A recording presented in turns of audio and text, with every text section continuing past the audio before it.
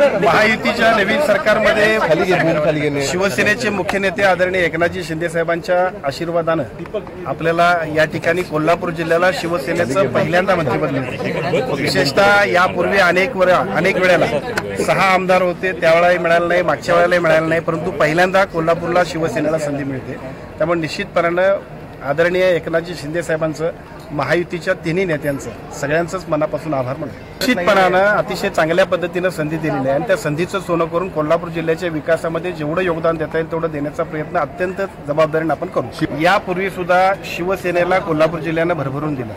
6 आमदार आणि 2 खासदार देण्याचं महत्त्वपूर्ण काम महाराष्ट्रात सर्वाधिक जर कुणी केलं असेल तर ते कोल्हापूर जिल्ह्याने केलं, परंतु त्या तुलनेनं या सगळ्या कामाची योग्य मूल्यमापन झाले नव्हतं। परंतु आदरणीय एकनाथजी शिंदे साहेबांनी अत्यंत चांगल्या पद्धतीनं दिलेल्या या संधीमुळे निश्चितपणानं कोल्हापूर जिल्ह्यातल्या शिवसेनेला अधिक भक्कम करण्यासाठी खूप चांगल्या पद्धतीनं एक नवीन संधी प्राप्त झाली। साहेबांच्या गळती संदर्भातलं टेंडर फायनल झालेलं आहे, त्याचं काम सुरू होईल। ज्या काही त्रुटी असतील त्या त्रुटी तात्काळ पूर्ण करण्याबद्दल आताच सन्मान्य मुश्रीफ साहेबांनी आम्ही त्या मित्रांशी बोललेलो आहे। आजचा हा कार्यक्रम आटोपल्यानंतर ताबडतोब त्याच्याबद्दल योग्य त्या उपाययोजना केल्या जातील।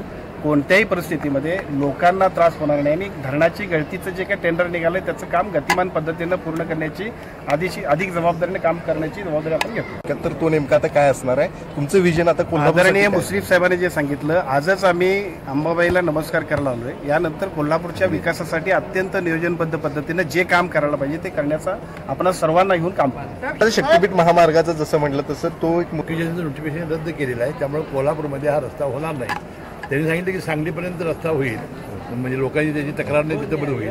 त्याच्यापुढे जो आता मार्ग गोव्याला जातोय तिथं त्याला जोडणार आहे।